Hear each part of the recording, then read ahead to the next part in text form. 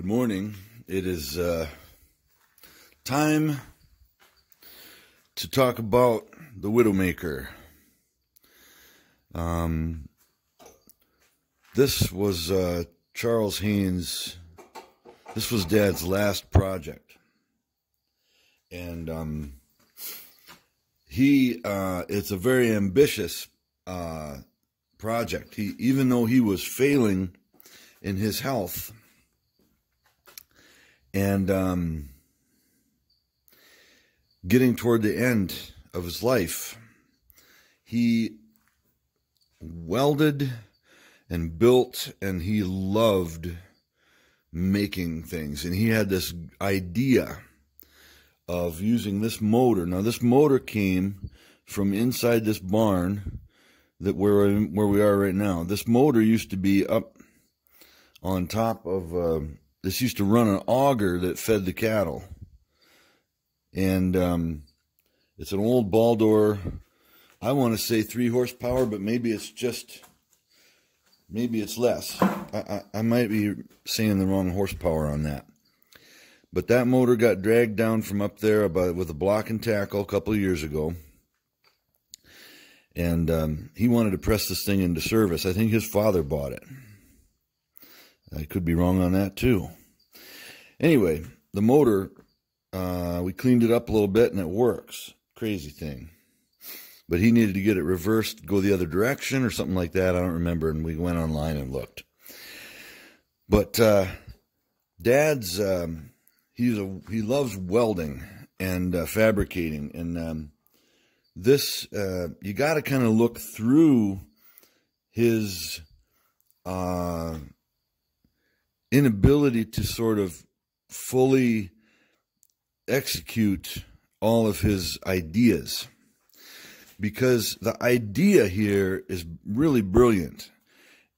And even though he was ill-equipped and in poor health, he attempted to put together a really cool device. Now, this is a 6-inch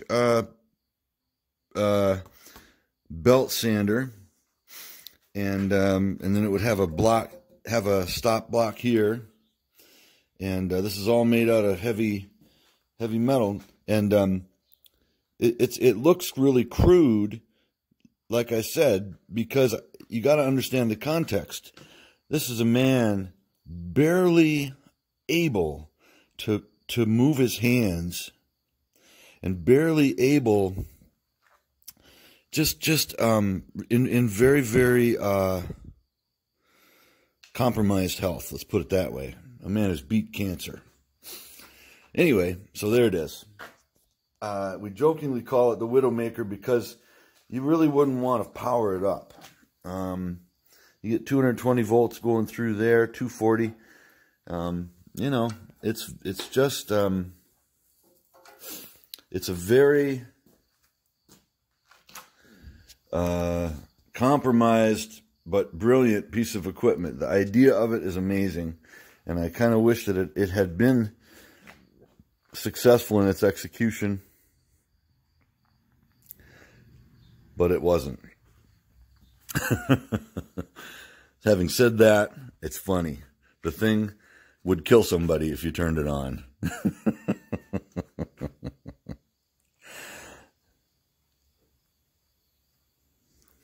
But the significance here, this grinder, this central part of it, comes from this was from the 1950s and 60s. This was here on the farm as a grinder. Just this part and this part right here. And then the rest, Dad retooled, and yeah, there it is. Ladies and gentlemen, Charles Haynes, the Widowmaker. This is made by Charles Haynes, and he wanted to build a drill press from not from scratch, but from a hand drill. Dad was his intent was to have a low RPM drill. He wanted a drill that would spin at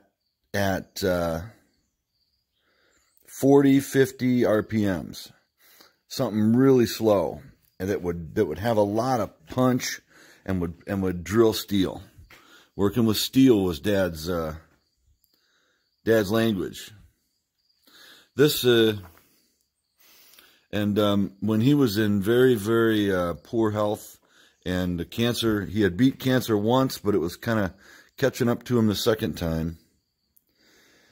He still articulated his vision in this device, and really,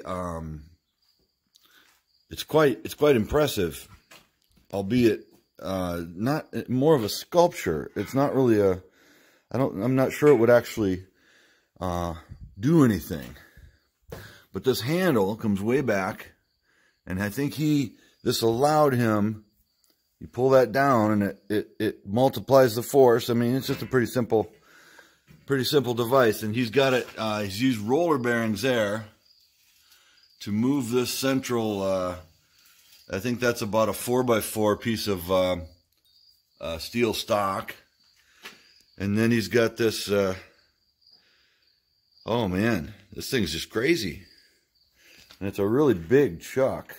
You can put pretty big drill bits in there. And then he's got this here, some sort of return device. Oh, that's that's for the switch. Holy buckets. Oh yeah, because that was a momentary switch. Anyway, this is his drill press that he made. From basically from scratch, from stock, metal stock. And this is not an example of a fully realized design, but an example of his vision, despite the challenge of not being able to fully implement that vision. He plowed into it and just did it, and it came out almost abstract. But that didn't stop him. So there it is. Charles Haynes handmade drill press.